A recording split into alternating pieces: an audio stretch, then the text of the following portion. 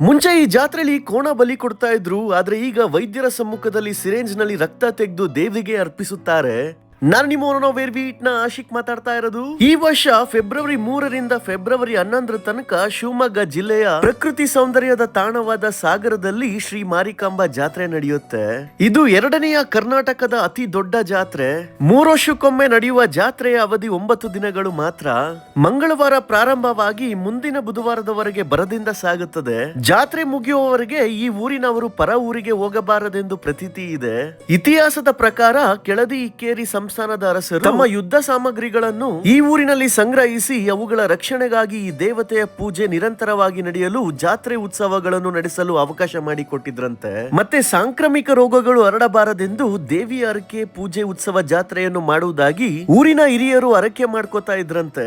ಮಾರಿಕಾಂಬೆ ಜಾತ್ರೆಯಲ್ಲಿ ಇನ್ನೊಂದು ವಿಶೇಷತೆ ಏನಪ್ಪಾ ಅಂದ್ರೆ, ತಾಯಿ ಮೊದಲನೇ ದಿವಸ ತವ್ರ ಮನೇಲಿ ಇರ್ತಾಳೆ, ಇನ್ನ 8 ದಿವಸ ಗಂಡನ ಮನೇಲಿ ಇರ್ತಾಳೆ. ನಾವ್ 2023ರ ಮಾರಿಕಾಂಬೆ ಜಾತ್ರೆಗೆ ಭೇಟಿ ಕೊಟ್ಟಾಗ ಇಲ್ಲಿಯ ಗೌರವಾಧ್ಯಕ್ಷರನ್ನ ಮಾತಾಡ್ಸಿದ್ವಿ. ಏನಂತಾರೆ ನೀವೇ ಕೇಳಿ.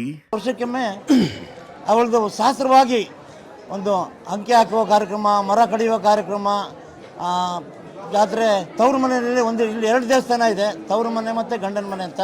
ತವ್ರ ಮನೆಯಲ್ಲಿ ಒಂದು ದಿವಸ ಎಲ್ಲ ಇಡೀ ಸಾಗರದಿಂದ 3 ಲಕ್ಷ ಜನ ಈ ಸರಿ ಬಂದು ಪೂಜೆ ಮಾಡಿಸ್ಕೊಂಡು ಅವ್ರು ಆಶೀರ್ವಾದ ಪಡೆದಿದ್ದಾರೆ. ಆಮೇಲೆ 8 ದಿವಸ ಗಂಡನ ಮನೇಲಿ ಕೂತಿದ್ದಾಳೆ. ಇವತ್ತಿಗೆ 8 ದಿವಸ ಆಗಿದೆ. ನಾಳೆ 9ನೇ ದಿನ ರಾಜಬೀದಿ ಉತ್ಸವದಲ್ಲಿ ಅವಳಿಗೆ ವನಕ್ಕೆ ಬಿಟ್ಟು ಬಂದು 2 ದಿವಸ ಬಿಟ್ಟು ಅವಳಿಗೆ ಮತ್ತೆ ಪ್ರತಿಷ್ಠಾಪನೆ ಮಾಡಿ ಪೂಜೆ ಅನುಸರಿಸ್ತೀವಿ.